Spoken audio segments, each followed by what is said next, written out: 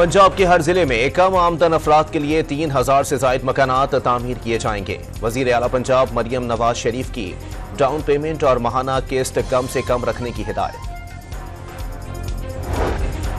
बलोचिस्तान में बारिश के नए स्पेल की पेशगोई, गवादर समेत 16 अजला मुतासिर होने का इम्कान। वजीर आजम शहबाज शरीफ आज गवादर का दौरा करेंगे।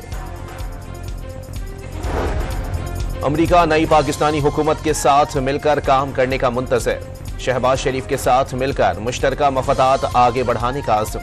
मरियम नवाज का वजीर आला पंजाब बनना पाकिस्तानी सियासत में संगे मील करार दे दिया। वजीर आजम शहबाज शरीफ की IMF से कर्ज के लिए बातचीत फौरी आगे बढ़ाने और माशी बहाली के लिए हंगामी लाहे अमल बनाने की हिदायत। नुकसान में जाने वाले सरकारी इदारों की निजकारी और गैर जरूरी इदारों को बंद या जम करने का ऐलान। FBR की ऑटोमेशन का हुक्म।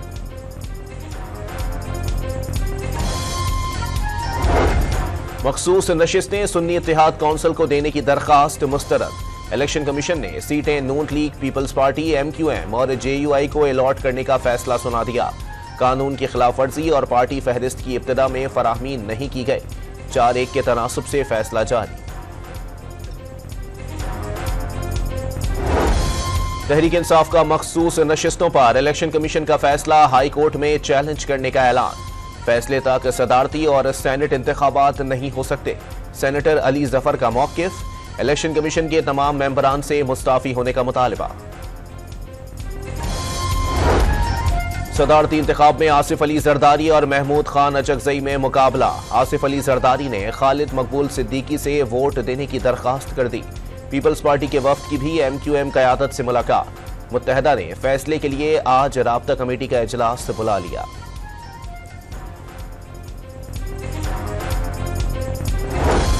पंजाब में नमूनिया ने मजीद 4 बच्चों की जानें निगलनी। मजमूई अमवात 462 तक पहुंच गई।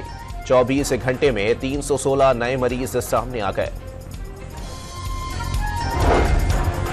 कराची के इलाके कोरंगी में मज़ाहिमत पर डाकुओं ने तालिब इल्म की जान ले ली। मुल्जिमान ने मोबाइल छीनने की कोशिश की तो लारेब ने मज़ाहिमत की।